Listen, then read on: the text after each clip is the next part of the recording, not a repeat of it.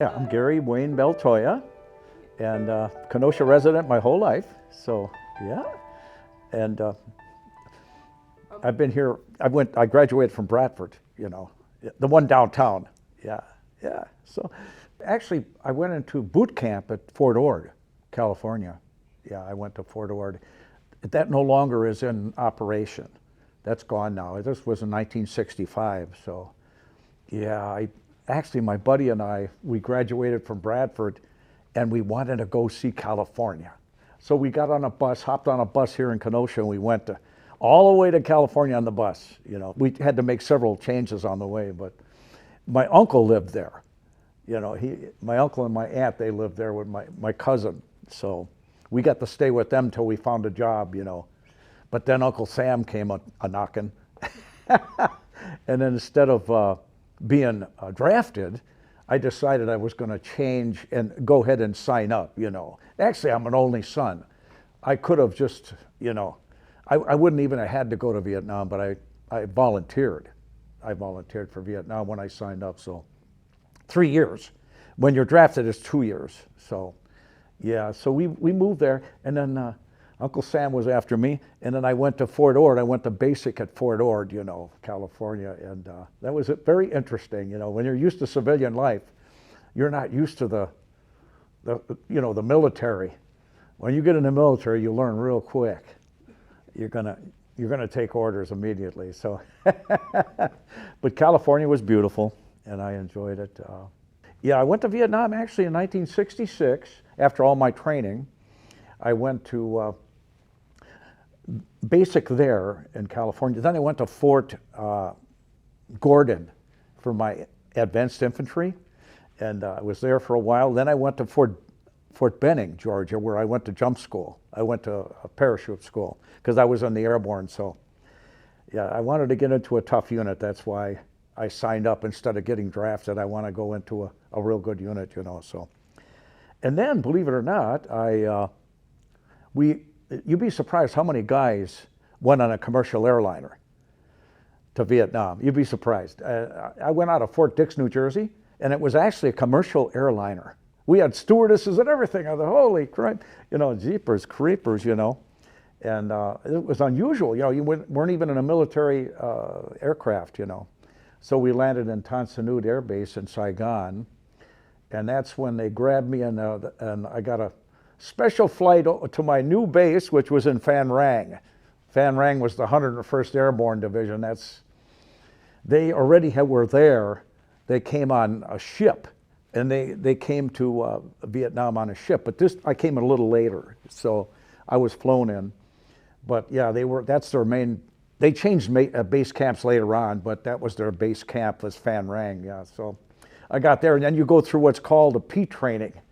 And P training is to get you used to, they interview, they get you down there and they let you know what's going on. They tell you all about the enemy and all that, and also about sometimes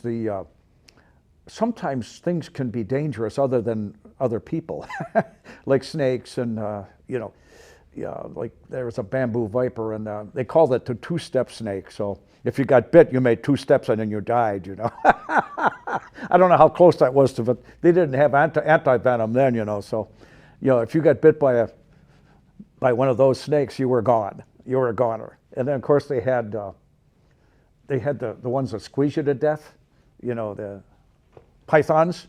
They had pythons there. And what's the other one? The one that comes up.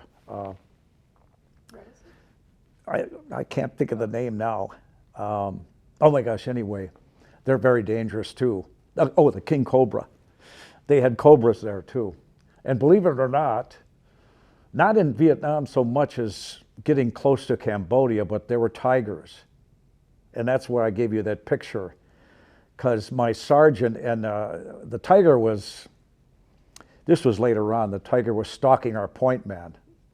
And so they shot him with an M16, the sergeant did, and Boopert, he was our point man. I wasn't there, I was in the hospital.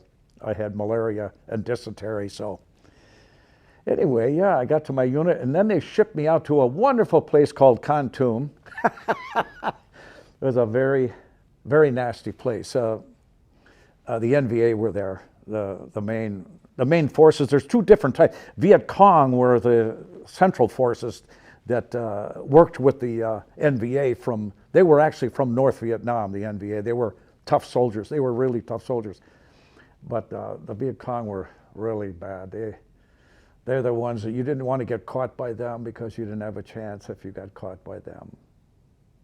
I won't even tell you. But anyway, you did not want to become, a prisoner with them. So, but anyway, geez. Anyway, so I got up there. I got to Kon Tum. We went to a place called Dak To province. And we were up in the mountains, and I got to my unit, and I'm going, holy, everybody's walking around, and they're on crutches, and everybody's bleeding, and guys got things wrapped around their head. There's blood flowing everywhere, and he says, get ready, you're going out. I said, oh, jeez. Well, thanks, Mom and Dad. I'm definitely not going to make it back,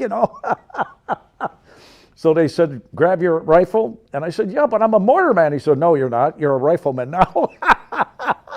So I ended up going out. The big battle was already pretty well over, but the NVA were still in the area, but they took off, There were a lot of guys killed. And unfortunately, many of the guys that were there, they got napalmed. And what happened is that the forces were so close that the captain that called in napalm, he had to call it a little close to our guys. So some of our guys were killed by friendly fire. They were burned up, unfortunately. Yeah, he was a really good captain, but I know that's haunted him to this day that he had to do that with his troops. But to save the other ones, he had to call it in because the enemy they usually outnumbered you. Usually the enemy outnumbered you. They didn't fight unless they outnumbered you, The only thing, the good advantage is you had the Air Force and at your disposal, and you had artillery, which helped a lot. Artillery and Air Force, with Air Force especially, saved a lot of lives on our side. So I went out and just to get used to the jungle, And we had a poor guy. I felt so sorry for him. He was an airborne trooper, but he couldn't make it. We were out there and we were humping, in the jungle, and I felt really bad for him. He couldn't make it, and they were not happy. The lieutenant and the sergeants, and so they had to ship him back out. They had to get a helicopter in, and it's dangerous because when you call in a helicopter or anything, they're watching you. What they'll do is they'll sight you in with their mortars, and of course we didn't want to lose another guy, and we had to lose him. But of course he was drummed out. I don't know what happened to him, but I did feel sorry for him. He just couldn't make it physically. You're carrying a lot of weight. You're carrying, I'd say 70 pounds or more when you hump. And then if you hump a mile, which is what they called it, a click, one click, that's a mile. But we did more than one click in a day, and you had to carry that heavy pack. You did get a little rest on the way in the foliage. You get to lay back a little bit, and then you get up and humped again, Most of us was called search and destroy. And we looked for enemy camps wherever we could, and they already spotted them with the planes, the spotters. They would spot smoke, or, they would know where there's enemy activity. And so we had coordinates and we had to go there. But like 90% of the time they knew we were there. And I'll tell you, you were fighting a very knowledgeable enemy. These people, they were fighting the Japanese, they were fighting the French, they fought the Chinese. I mean, we're just young guys just out of high school. You know what I mean? We don't know anything about war. But these people, they knew what they were doing. We had a lot of respect for them. Actually, what you did is whether you believed in the war or not, which I think a lot of the guys had a feeling that really was a useless waste of life, but you're going to fight for your country no matter what. You're going to do what Uncle Sam wants you to do, and you're patriotic, so. Yeah, so he couldn't make it. So anyway, when you go out, when you're a combat trooper, Generally, you go out for 30 days or more in the jungle, and you're just humping the whole time. And you got to be in good shape, or you got to get yourself into good shape, because you either got to make it or you don't. And you don't want to be one of the ones that don't make it, because I don't know what happens. Sometimes they have their own arm of, when they get back, I don't know what they do. But anyway, I don't want to discuss that part. But yeah, so a lot of times we'll come into a base camp and they're already gone. They've already spotted you. They got spotters. And the only problem is that they know you're there. They can make a counterattack on you, So, and since I was not a very good point man, you know what a point man is? It's a guy that leads the squad or the platoon through the jungle. He's the front man. And usually that's a very dangerous position. Because you're the one that has first contact with the enemy, so not a good place to be. But the lieutenant wanted me to be point man, so good, I'll be point man, I don't care. Everybody else is taking a turn, so I'll be point man. But they didn't realize they were taking a city slicker.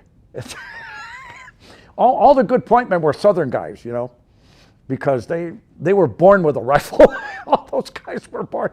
They went out hunting when they were 5 years old, like me, I'm a city guy. I never even held a rifle, But anyway, so I'm leading them, and I'm going in the worst.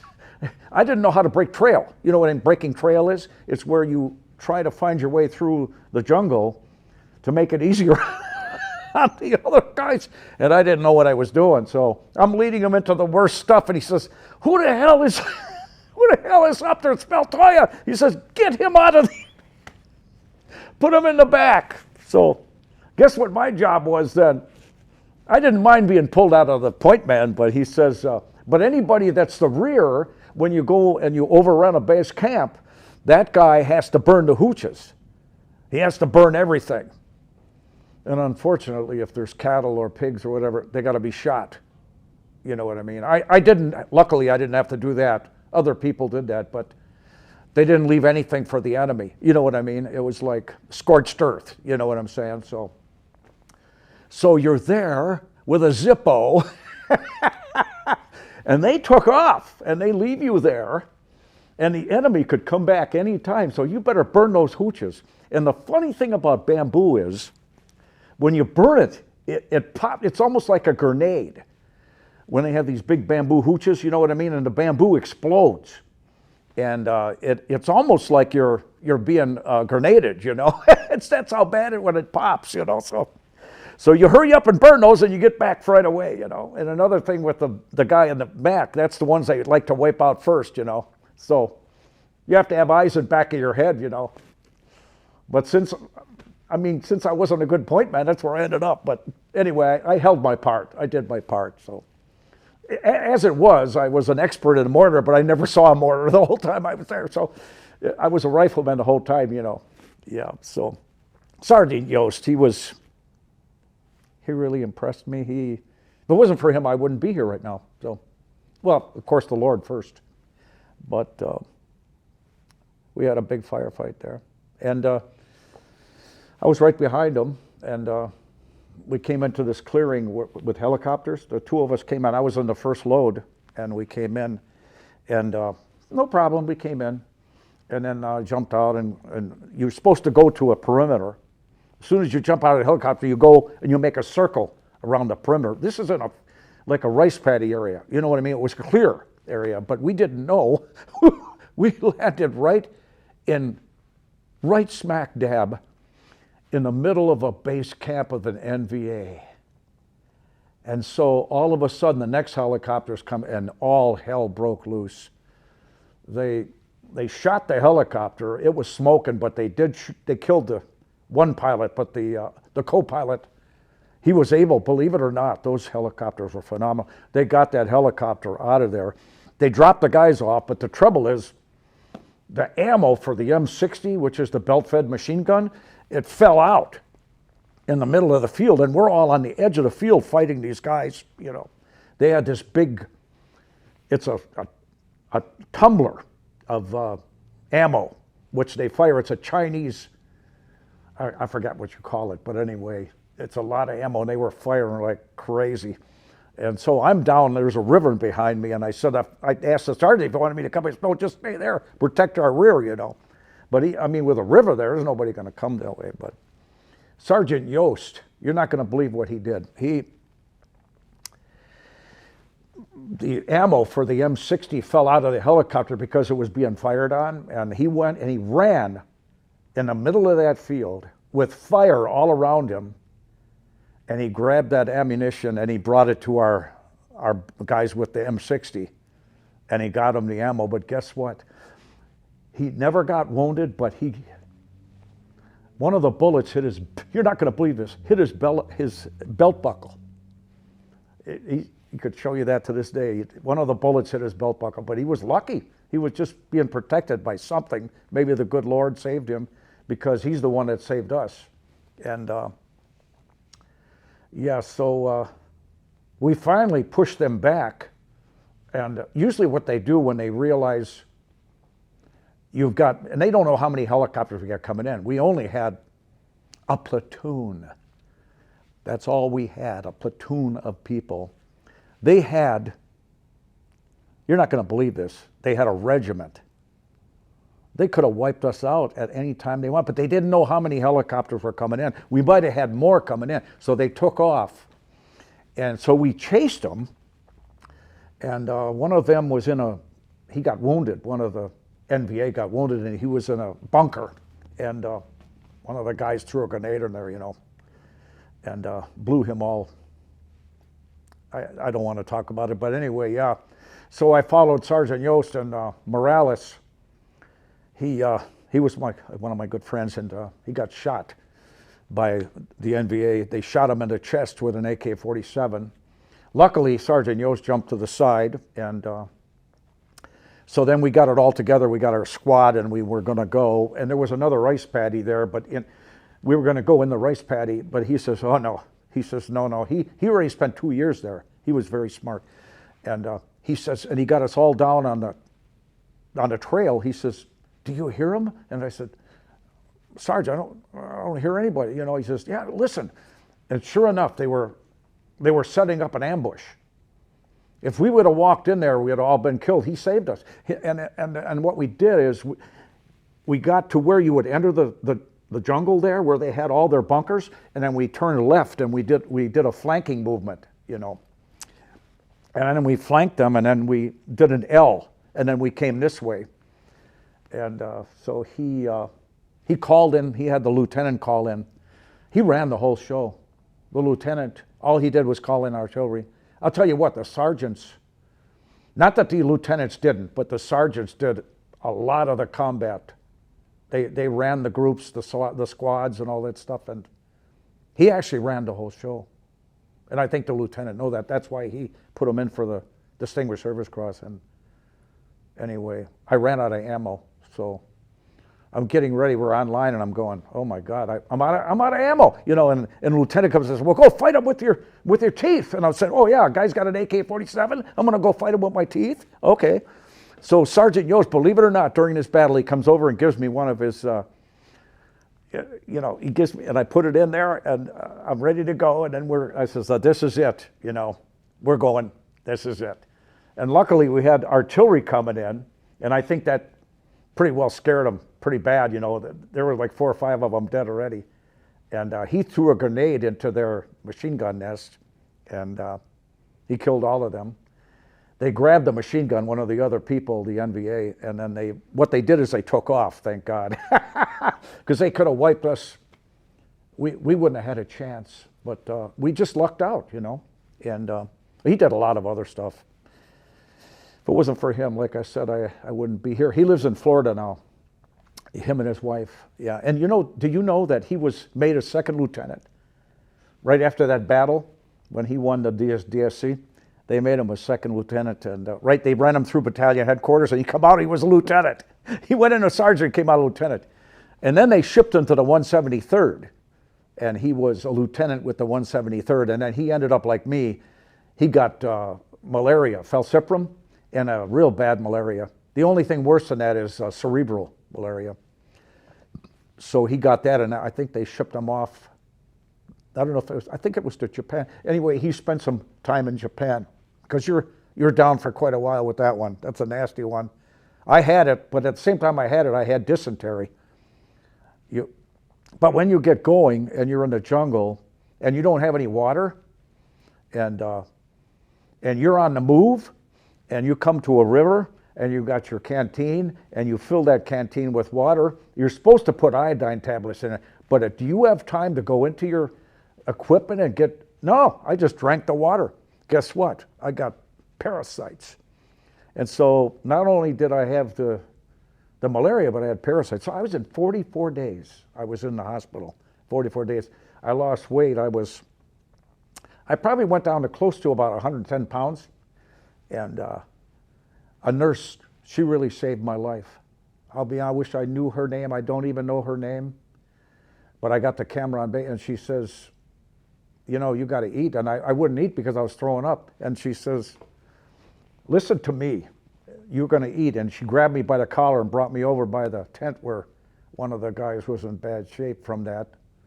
And I think he died. But, you know, he had falciparum, and then he had also what I had. And she said, you want to end up like that with tubes in your nose? And I said, no. She said, you're going to eat right now. And I said, all right, I'll try. But I threw up for a while, but eventually I kept stuff down, you know. And, yeah. But I was young and, you know, stupid. You know, when you're young, you know, you could do anything until you get to Vietnam, and then you find out, oh, maybe I can't do everything, you know. You know, but you're young and, you know, you're infallible. You know what I'm saying? But this one time, you're going to not believe this. We were humping through the jungle, and we heard all this. We heard the bamboo all coming. Oh my God, we got a battalion coming for us, you know. And then we got, guess what it was? Monkeys. They were shaking the bamboo because we were in their area, and they shook the bamboo, and it was clapping against each other. I thought it was a battalion. I thought, because there were a lot of them, you know. And then so we start laughing. I'll never forget. We fell down. We start laughing. It was so funny, you know. Here we're being attacked by the monkeys, you know. But anyway, yeah, I got back to my unit, and of course they got me back in there. And I was tired of carrying the M16 because it was not a very good. To be honest with you, it jammed a lot. When you were in a firefight, you don't want your weapon jamming. And the M16, what happened is, the casings, after you fire the bullet, when you have fire automatic, and one of them gets stuck, it's because it expands in the chamber, and then you have to use a cleaning rod, and then you have to, and this is why the bullets are flying all around. So you got to use it. You better have a cleaning rod and jam that bullet out of there to keep firing. So I said, no, you're not giving me.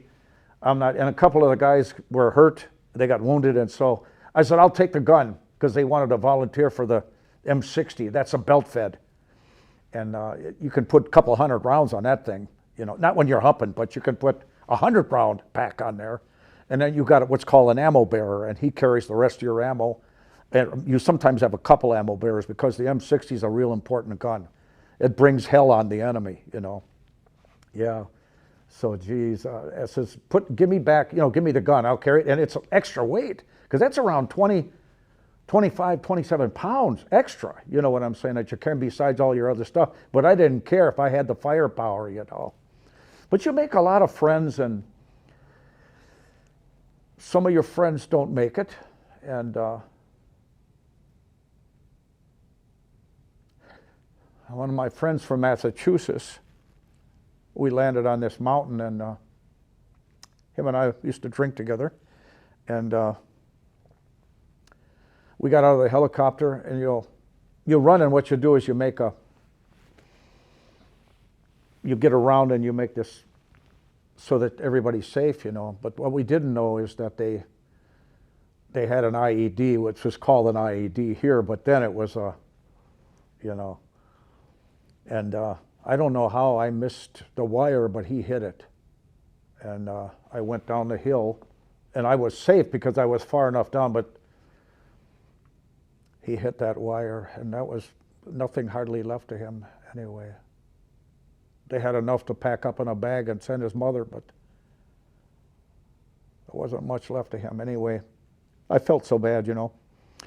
But 5 or 7 of the other guys had what you called a concussion, because it was a large bomb that they planted. It was pretty large, and what happens is the concussion blows your ears out, you know what I mean? And I'm sure all those guys never came back. You know, they went to facilities in probably Japan or somewhere else, and because they were done, you know. But he was such a nice guy. Anyway, but there's other guys, but Morales didn't make it either. He died en route to the medical tent. So, but anyway, yeah, those are just a few, you know, things. And I was there for a year, and with the 101st. There were times when you did have a good time, but not too often. But they had what was called a stand down, and when you get back from the field where you're out in combat, and you come back and they have steaks, and they call it a stand down, you know, and then you have all the beer that you want, and you get drunk. But those were just little side things. Then you'd laugh and talk about your high school and your girlfriend or whatever. Yeah. So I made it. I said, put me on the old bird and get me out of here. So I went back home, and believe it or not, I wasn't married then. And first thing I did is, you know where, I don't know if you know where Simmons Field is. I went down there by the beach, and you're not going to believe this, but I kissed the ground. I was so happy to got back, you know. And of course, my family was happy to see me. I didn't think I was going to make it through, but anyway, there was a lot of different times where and I was one of the lucky ones. People were getting hit all around me, but I don't know, maybe I had an extra thing with Jesus, because I was a server. I was Catholic, you know, and I was an acolyte, you know, and I served on the altar, so I'm wondering maybe that's why he saved me, but anyway. Or maybe it was just plain luck, you know, but he might have had something to do with it, but yeah. So then they shipped me to Fort Bragg, and Fort Bragg's in North Carolina, and they renamed it Fort Liberty, but now that Trump's back, and they named it back to Fort Bragg again, which is good, because that was the Fort Bragg for many eons, you know. So anyway, they shipped me there, and I was with the 1st 508th Infantry. I go, yeah, it's over, you know. 2 months later, they shipped me back to Vietnam. Shipped me back to Vietnam. Oh, my God, you've got to be kidding me. Are you kidding me? But luckily, when I went back, I just wanted to get out of the Army. And I'd had my fill of combat, so I became a company clerk, because company clerk was getting out of the Army, and I knew him real good, and I said, hey, can I apply for the company clerk position? You know, he said, you gotta know how to type. And I knew how to type because I learned at Bradford, you know. And so I went to morning report school and learned how to type, and so I became company clerk. But so when I went back, I was company clerk, but it didn't help you that much, because you thought you were in the rear area, but there's no rear area in Vietnam. So it was for Tet, 68, and we were on this big hill, and my old unit was in the valley below us, and Tet was it was looming, and you would go on guard duty around your base place, and they had bunkers there, and then there was 2 guys per bunker, you know. So luckily that day I wasn't in the bunker, because when they started Tet, they blew all those bunkers up with recoilless weapons, and all those guys died. And if I was on guard duty that night, I would have been gone. I tell you, I don't know. The good Lord was good to me, and I made it out of that. But I had a trusty 45. All our weapons were locked up in the Connex, because everybody's playing cards and playing poker, and they don't want anybody shooting each other, you know. So they lock all our weapons up in the Connex, and here it is, Tet, and these people are overrunning the base camp. And the lieutenant throws me on a 45 and says, here, protect yourself. Yeah, I'm going to protect myself. This guy's got an AK-47 and B-40 rockets, and I'm going to shoot him, right? But hey, it was better than nothing, you know. Believe it or not, our parents, they called Johnson, and they were writing letters to the senators, and so they allowed us amnesty. So I was there 4 months, And they said, do you want to go back home? I said, put me on the bird right now. I said, I'm ready to go. And I made it out the second time, but it was after 4 months. A lot of the guys didn't make it that second tour. They died, not a lot of them, but there were some of them that died, Yeah. It was a nasty place. If you weren't fighting the enemy, you were fighting Mother Nature. And when it rained, it didn't rain for a day. It rained for 30, 40 days. They called it the monsoon. When you were out there, you were wet every day. And you had a little friendly thing called jungle rot.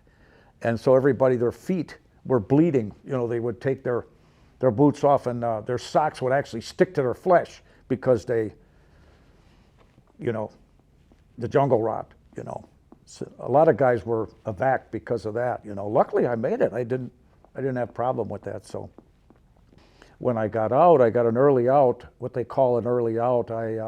After I left Fort Bragg, I actually left early because they offered you a 3-month early out if you would join the police department in Baltimore,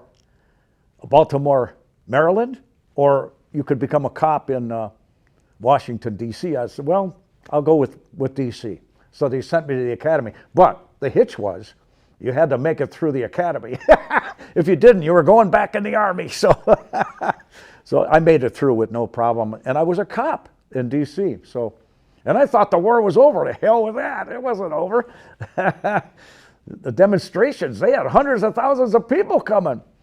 And they would firebomb you. They would bomb you with bottles and hit you with everything they could, It was unbelievable.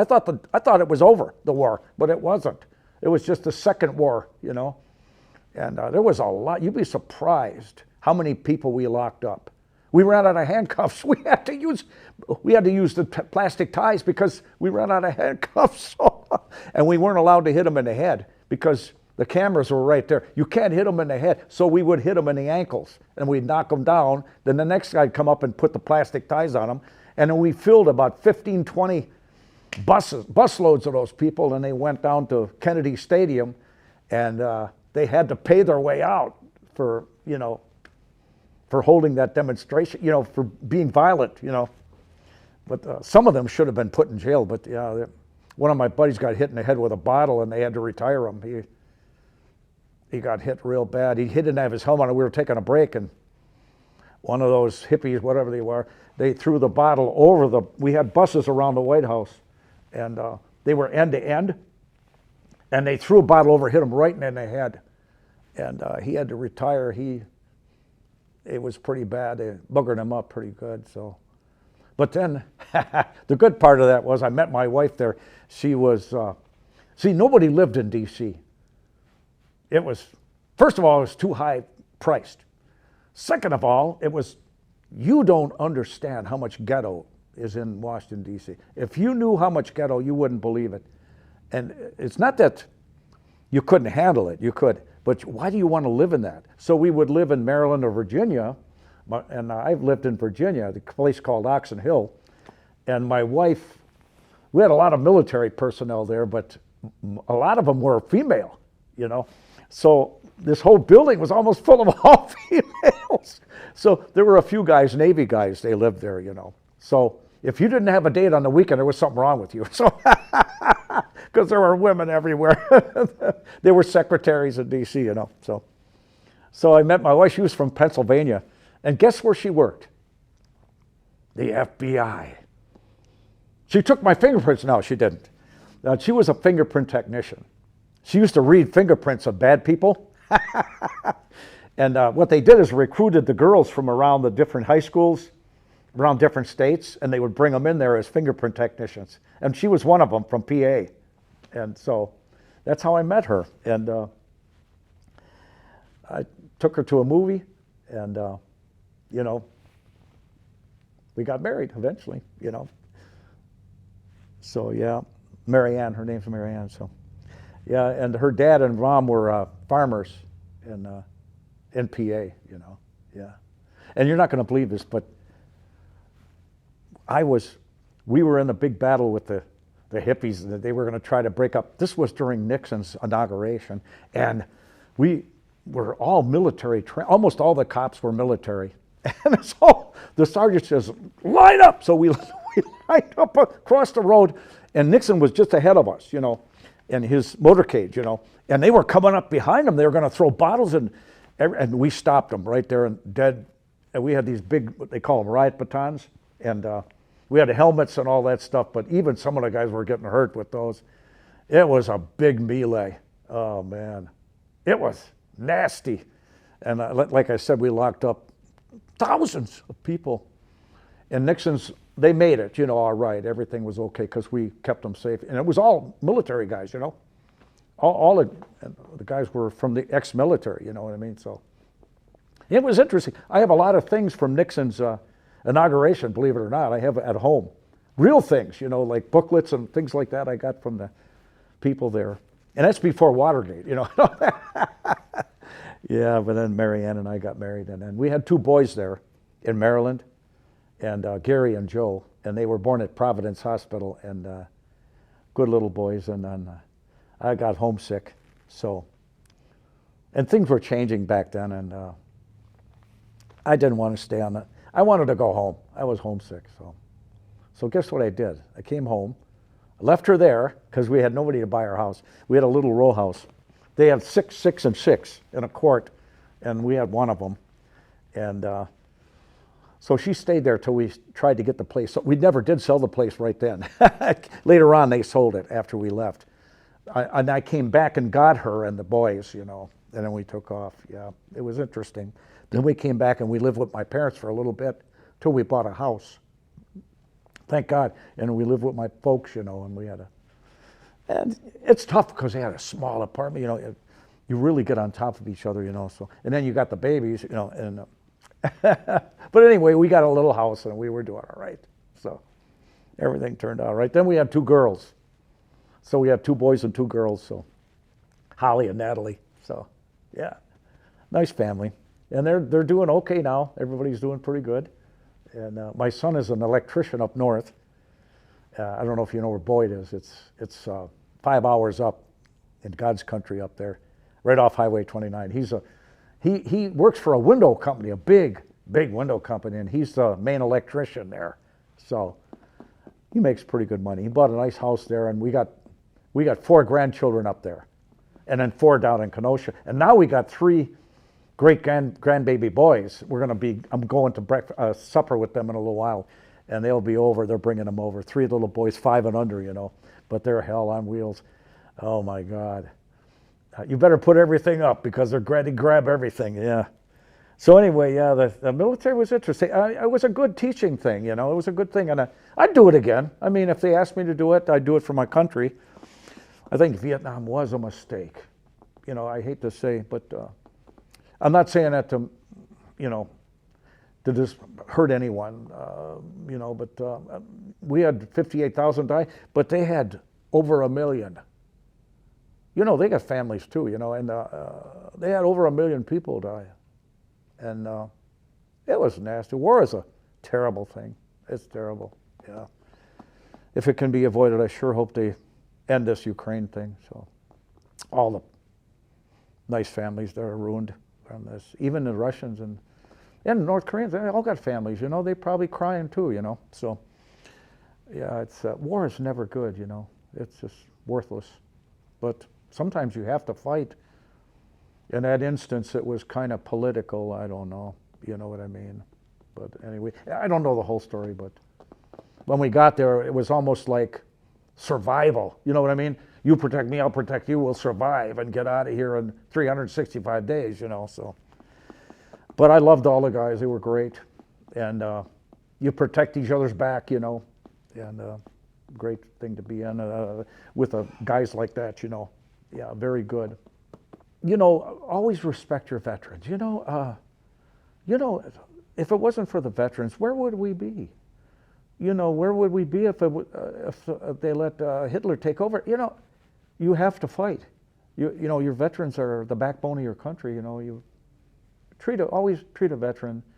Thanks for your service, and talk to them a little bit and tell them how happy you are that they served. And so you got to be good to your vets. And the VA, it was pretty good in some instances, not so good, but I think it's going to be good again, and they help the veterans, you know, in certain areas. So, yeah, it's good to serve your country, and sometimes it's rough, you know, when you're in combat. So, and that goes for any of the Iraqi freedom and, you know, the people that fought in Afghanistan. It's all those poor IED guys, you know. We just honored a IED girl. She served in Afghanistan, I think it was, and she was just at our dance. We just had a dance for the wounded warriors. Every penny we make goes to the wounded. It's not like the national one. We're our own entity, the 82nd, and we give every penny that we have to the wounded guys. We gave her $5,000, and she's paralyzed from the waist down. But believe it or not, she's got 3 kids, you know. But I think that was before she got wounded, and she had shrapnel in her, and I think it was in her spine, and they couldn't operate, and then that stuff worked into her spine, and it made her a paraplegic. They couldn't help her, and then she was really, the way she explains it, her name was Gabby, and the way she explains it, she was pretty upset, you know, and then you can't blame her, but she finally came out of it, you know. She worked her way out of it. You got to have God on your side. It's good to have religion, you know. And if you don't have religion, when you go to Vietnam, you get religion real quick. You get it very fast, you know. Oh Lord, please save me from this day. Yeah. Anyway, we made a little bit of money on that. The money goes straight to the veterans, you know. We have a guy that goes. He's ex-Air Force. He used to work for American Airlines, and he retired, and now he can fly anywhere. So he flies free. So we have him bring the checks to those guys that are in Bethesda, you know, in the big the hospital, you know, and then he'll actually hand it to the veteran. We don't want any middle people. We want to hand that money straight to the veteran, and that's what he does. He hands that money straight to the veteran, whether they're in the wheelchair, whatever they're at, you know. And I've seen so many guys burnt to a crisp. It's just how he lived, I don't know. We had a guy last year from Florida, and his whole body was burnt, and I felt so bad for him. He'll probably never be married, you know. But what a nice guy. What a wonderful personality, you know. And Gabby was really a lot of fun. And we send for her, and then we put her up in a hotel. We pay the bill, you know. And before we have the dance, we take her out. And we go take her out for supper, and then we talk to her and, you know, ask her how everything is and her family in Texas. She lives in Texas, so yeah. So anyway, we try to help as many vets as we can, you know, wounded and otherwise. But if it's also, sometimes they have PTSD, you know what I mean? So we try to help anybody we can that needs it, you know, real bad. So, you know, the guys that I'm with every week at the cafe, the Heroes Cafe, I lead them in music every week. I lead them in singing, so.